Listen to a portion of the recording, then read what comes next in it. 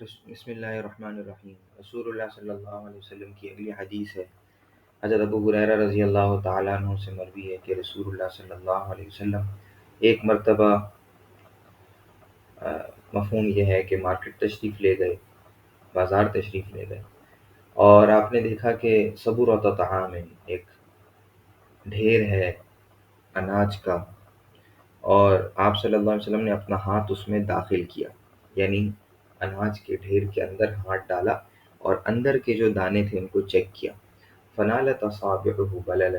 تو آپ کی انگلیوں پر گیلا پن محسوس ہوا۔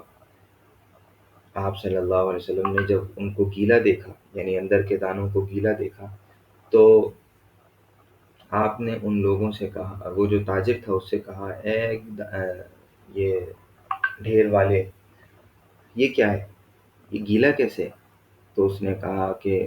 بارش آئی تھی اللہ کے رسول، تو مفہوم یہ ہے کہ وہ جو گیلا حصہ تھا وہ اس نے اندر کر دیا،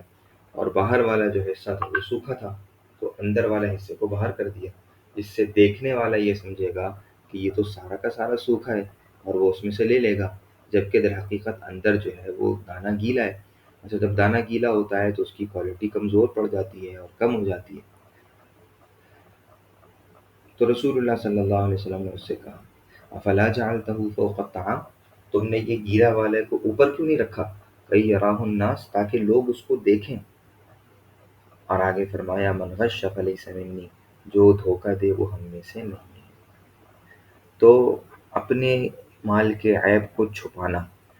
اچھا سامنے رکھنا، خراب والا پیچھے رکھنا، اور پیٹی کے اوپر اچھے پھل رکھنا اور اندر سارے خراب اور سڑے ہوئے پھل رکھنا، یہ دھوکہ ہے۔ اس سے رسول اللہ صلی اللہ علیہ وسلم نے منع فرمایا، بلکہ اچھے اور خراب ہر قسم کے پھل کو سامنے رکھا جائے، اور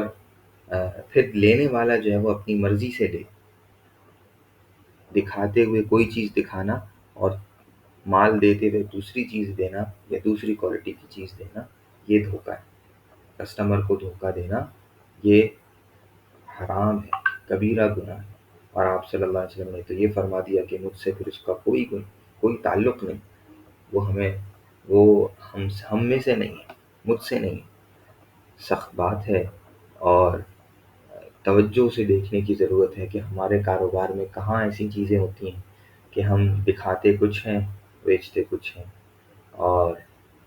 دکھانے میں تو سیمپلنگ میں اچھی چیز دکھائی، مال بیچتے وقت دوسری قسم کی چیز بیچ دی، یا سامنے بہت اچھا والا مال رکھا ہے، پیچھے سے خراب مال رکھا ہے، اور دیتے وقت دونوں کو مکس کر کے دے دیتے۔ اس میں ایک بات کی وضاحت ضروری ہے، بعض دفعہ ایسا ہوتا ہے کہ دکاندار جو ہے وہ سامنے کی طرف